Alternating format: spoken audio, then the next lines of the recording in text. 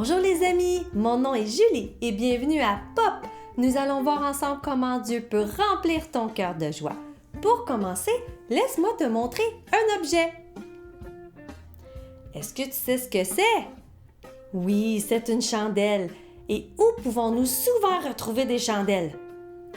Tu as raison, sur un beau gros gâteau d'anniversaire. Et qu'est-ce que nous mettons sur la chandelle pour l'allumer?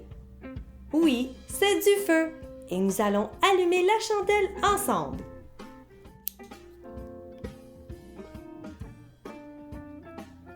Wow, c'est très beau, hein?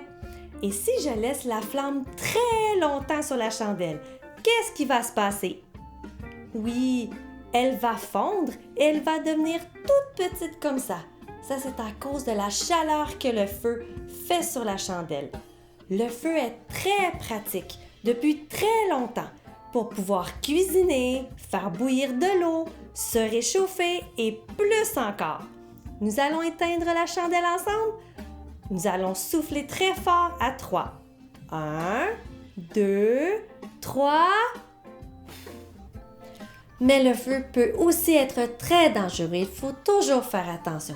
C'est pour cette raison que tes parents te disent probablement de ne pas toucher à quelque chose qui est chaud ou qui brûle comme une chandelle ou de jouer avec des allumettes ou un briquet. Le feu est très dangereux car il peut te blesser. Il faut donc toujours faire attention. Mais ce n'est pas parce que le feu est parfois dangereux qu'il faut s'empêcher de faire des activités plaisantes avec du feu. Laisse-moi te dire une des activités que j'apprécie beaucoup. Est-ce que tu sais c'est quoi un foyer? Un foyer, c'est un endroit dans la maison où on peut faire un feu en toute sécurité. Nous mettons donc des bûches, du bois dans le foyer pour pouvoir faire le feu. Et d'où vient le bois qu'on utilise pour faire le feu? Oui, il vient des arbres. En fait, le tronc et les branches de l'arbre sont en réalité du bois. Donc, les arbres brûlent vraiment très bien. Et si nous ne faisons pas attention, cela peut créer de graves dégâts, de gros feux de forêt. Je connais une histoire dans la Bible dans laquelle un homme nommé Moïse a vu quelque chose d'extraordinaire, un arbre vraiment spécial. Nous allons donc aller écouter ensemble le petit film qui raconte bien cette histoire et on se revoit tout de suite après. Lui, c'est Moïse. Hé oh! Moïse est un garçon israélite qui est né en Égypte au moment où les petits garçons du peuple d'Israël n'étaient pas très populaires en Égypte. Quoi? Hein? Les Israélites étaient les esclaves des Égyptiens. Mais Dieu avait un plan très spécial pour Moïse. Quoi? Moi? Il a grandi dans le palais du roi d'Égypte, le Pharaon. Et quand Moïse est devenu un adulte, il fit une énorme gaffe. Pharaon apprit ce que Moïse avait fait et il fut très furieux. Moïse est donc parti loin du pays d'Égypte. Il alla se réfugier dans le pays de Madian. Là, il vit 7 sœurs qui allaient chercher de l'eau pour les troupeaux de leur père. Quelques bergers sont venus leur dire de s'en aller. « Hey, vous! » Mais Moïse alla défendre les sœurs. « Hey! Laisse tomber. » Ces femmes étaient les filles d'un homme très important nommé Jéthro. Quand Jéthro entendit ce que Moïse avait fait pour ses filles, il envoya chercher Moïse. Moïse décida donc de demeurer dans le pays de Madian. Et il maria Séphora, une des filles de Jéthro. Pendant ce temps, en Égypte, le vieux Pharaon mourut. Et il fut remplacé par un nouveau roi qui continua à traiter les Israélites comme des esclaves. Ah non!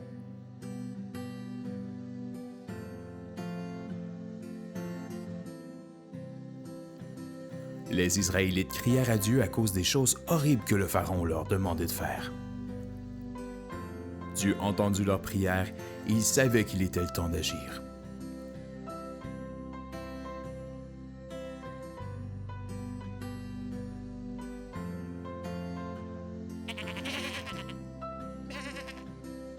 Un jour, pendant que Moïse gardait les moutons de Jéthro, un ange de Dieu apparut à Moïse dans un buisson ardent. Le buisson ne brûlait pas. Oh oh! Moïse s'arrêta pour regarder le buisson et il entendit la voix de Dieu dire « Moïse, Moïse. » Allô? Dieu dit à Moïse qu'il était triste à cause de la souffrance de son peuple. Il dit à Moïse qu'il voulait faire quelque chose et qu'il voulait que ce soit Moïse qui le fasse. Moi? Moïse lui dit qu'il n'était pas la bonne personne pour le faire. Dieu lui dit « Je serai avec toi. » OK. Mais Moïse lui dit qu'il ne saurait pas quoi dire aux gens. Alors Dieu lui dit de dire que c'est lui qui l'envoyait. Et il promit que son plan serait réalisé grâce à Moïse. Mais Moïse dit à Dieu qu'il ne croyait pas que les gens allaient le croire. Alors Dieu lui dit « Qu'est-ce que tu as dans ta main? » Ça? Moïse lui dit Un bâton? Dieu lui demanda de lancer le bâton par terre. OK. Ensuite, Dieu lui demanda de l'attraper. Dieu montra à Moïse un autre signe. Ah! Phew! Et lui dit donc de montrer ces signes au peuple si les Israélites ne le croyaient pas. Moïse lui dit encore qu'il ne croyait pas être capable de dire les bons mots au peuple d'Israël. Dieu lui dit que c'est lui qui avait créé la bouche des hommes et qu'il allait l'aider à bien parler et de ne pas avoir peur. Après tout ce que Dieu avait dit pour le rassurer, Moïse lui dit « S'il te plaît, Dieu, envoie quelqu'un d'autre à ma place. » Dieu se fâcha contre Moïse. Oups! Il lui dit donc que son frère Aaron l'accompagnerait pour qu'il parle à sa place. Alors Moïse alla voir son beau-père Jéthro et il lui dit qu'il devait retourner en Égypte. Moïse et sa famille firent un très long voyage jusqu'en Égypte. Moïse avait dans sa main le bâton de Dieu, que Dieu allait utiliser pour montrer sa puissance aux Israélites et aux Égyptiens. Oh, est-ce que tu aurais eu peur à la place de Moïse, voir un arbre parler? Et en plus, le feu n'a même pas brûlé l'arbre. Ça, c'est très spécial. Mais Dieu s'est servi de l'arbre pour pouvoir parler à Moïse et lui dire quelle était sa mission, celle d'aller délivrer son peuple qui était esclave et maltraité par le méchant Pharaon, le roi d'Égypte. Est-ce que Moïse a tout de suite accepté ce que Dieu lui a demandé? Non, il a trouvé n'importe quelle excuse et raison pour ne pas le faire. Et pourquoi penses-tu qu'il a fait cela? Oui, il avait très peur de retourner en Égypte et en plus il ne se croyait pas assez bon pour faire la mission que Dieu lui demandait. Mais Dieu, lui, sait que nous sommes capables de faire ce qu'il nous demande et il savait que Moïse était capable de le faire.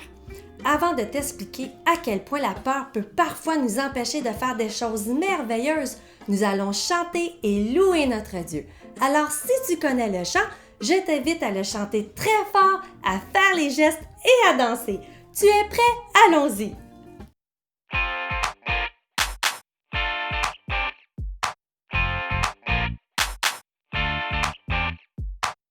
J'abandonne mes tristesses, j'abandonne mes peurs, je les échange pour la joie du Seigneur.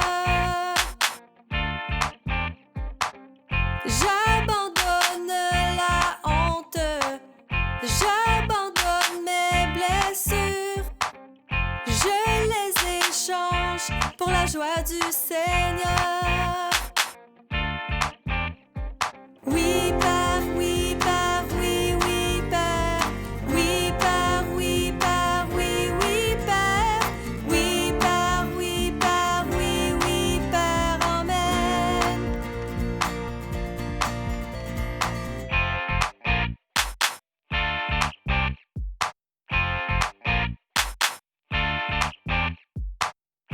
J'abandonne mes tristesses, j'abandonne mes peurs, je les échange pour la joie du Seigneur. J'abandonne la honte, j'abandonne mes blessures, je les échange pour la joie du Seigneur. Oui, Père, oui, Père, oui, oui, Père. Oui, Père, oui, Père, oui, oui, Père. Oui, Père, oui, Père, oui, oui, Père. Amen. Oui, Père, oui, Père, oui, oui, Père. Oui, Père, oui, Père, oui, oui, Père. Oui, Père, oui, Père, oui, oui, Père. Amen.